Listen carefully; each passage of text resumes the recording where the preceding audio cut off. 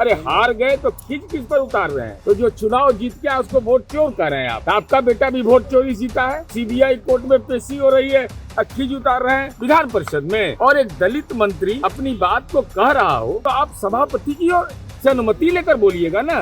ये रंगदारी का जगह नहीं है। लालू जी तो डरिए रहे थे, अब लालू जी के बेटा से भी डरते हैं। डॉक्टर भीमराव अंबेडकर ने इस देश के संविधान के तहत हर नागरिक को वोट देने का अधिकार दिया है। जयचंद कौन है? नाम आ गया तो बोली नहीं निकल रहा है। जननायक बेल के विपरीत रहते थे, नहीं जाना चाहिए। जो ही सभापति खड़े हो गए तमाम पक्ष को बैठ जाना है, लेकिन विपक्ष खड़ा रहा। आज से नहीं, कल से ही सदन की कार्रवाई को अकारण बाधित किया जा रहा है। और बाधित करने में सबसे महत्वपूर्ण है उपसभापति प्रोफेसर राम बच्चन राय, विद्वान आदमी है। वह चेयर सभापति के आसन से खड़ा होते हैं। कार्य संचालन नियमावली में है कि जो ही सभापति खड़े हो गए तमाम पक्ष को बैठ जाना है, लेकिन विपक्ष खड़ा रहा। सभापति ने द्वितीय पाली में कल खड़ा होकर निर्देश दिया, उसका अनुपालन नहीं करना, आज अनुपालन नहीं करना। और किसको आप कह रहे हैं? डॉक्टर भीमराव अंबेडकर ने इस देश के संविधान के तहत हर नागरिक को वोट देने का अधिकार दिया है। तो जो चुनाव जीत के आया उसको वोट चोर कर रहे हैं आप। आपका बेटा भी वोट चोरी जीता है, 24 विधायक जो अतिरिक्त जीते हैं वो भी वोट चोर है।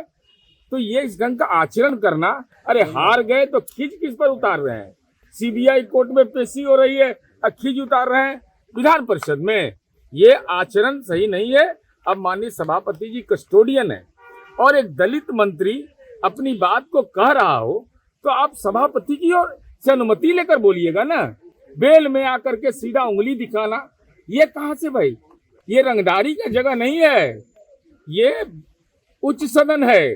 शहीद आजम भगत सिंह के सहयोगी बटुकेश्वर दत्त इस सदन के सदस्य रहे हैं, सर गणेश दत्त रहे हैं। तो ऐसी परंपरा का कम से कम अपमान मत करिए। गाली गलौज का आरोप लगाया जा रहा है। कम कैसे संख्या बल है? कम है तो वाणी में इतनी ताकत कैसे है?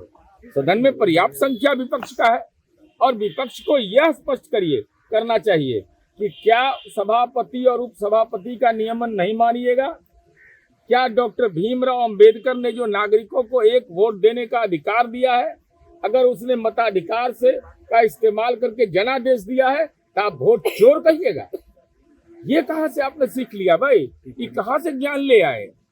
गाली गलौज कौन किया? अशोक चौधरी पर आपने गाली गलौज का कल जिस भाषा का प्रयोग किया था उसको लेकर के अब राजद कह रही है कि भोंजा पार्टी वाले लोग कल नीतीश कुमार को दवा खिलाना भूल गए थे। अब मैं बोलूंगा तो किडनी वाला निकाल देंगे बात। किडनी निकल गया तो बोली नहीं निकल रहा है। जयचंद पर कौन बोलेगा? कौन है जयचंद? तो जुबान खोलिए।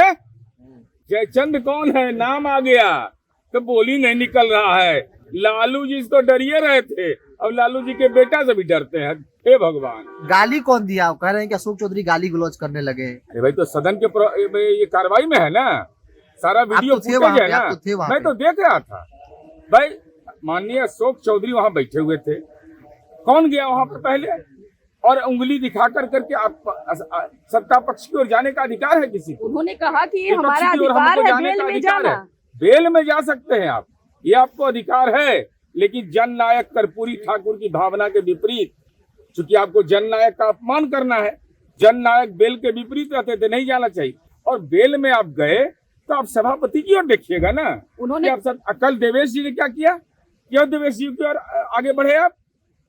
देवेश जी ने क्या कहा था? देवेश जी ने ही कहा कि सभापति ने नियमन दे दिया, उसके बाद आप लोग क्यों इस ढंग से हल्ला कर रहे हैं? ये गलत बात है। आप लोग कह रहे हैं माफी मांगने के लिए, उन्होंने कहा कि मैं माफी किस बात की मांगूं? सारा अधिकार क्षेत्र है सभापति महोदय का। एक दिन सदन से निष्कासन का हुआ है, अब सभापति जो निर्णय लेंगे वो सबको स्वीकार्य। सुनील सिंह करेंगे गाली गलौज कर। अरे सारा फुटेज उपलब्ध है, सच को आँच क्या।